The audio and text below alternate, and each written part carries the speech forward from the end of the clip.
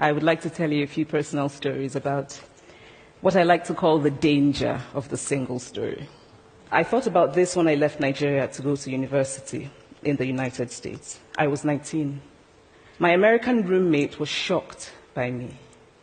She asked where I had learned to speak English so well and was confused when I said that Nigeria happened to have English as its official language. She asked if she could listen to what she called my tribal music and was consequently very disappointed when I produced my tape of Mariah Carey. So after I had spent some years in the US as an African, I began to understand my roommate's response to me.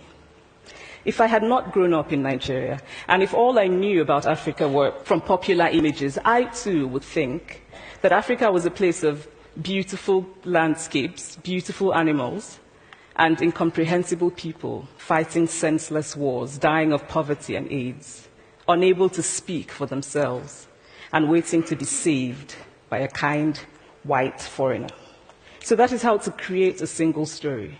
Show a people as one thing, as only one thing, over and over again, and that is what they become.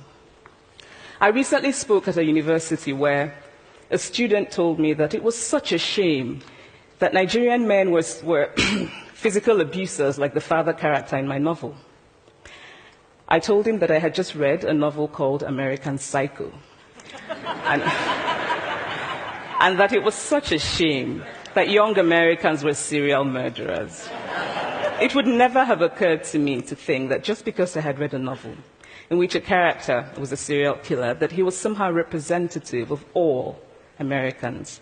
And now this is not because I'm a better person than that student, but because of America's cultural and economic power, I had many stories of America. I had read Thailand, Updike, and Steinbeck, and Gateskill.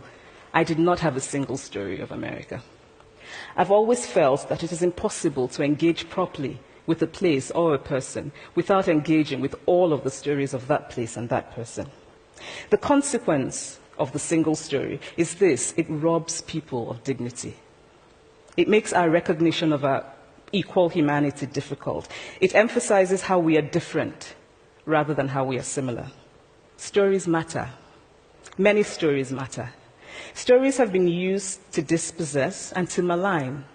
But stories can also be used to empower and to humanize. Stories can break the dignity of a people, but stories can also repair that broken dignity.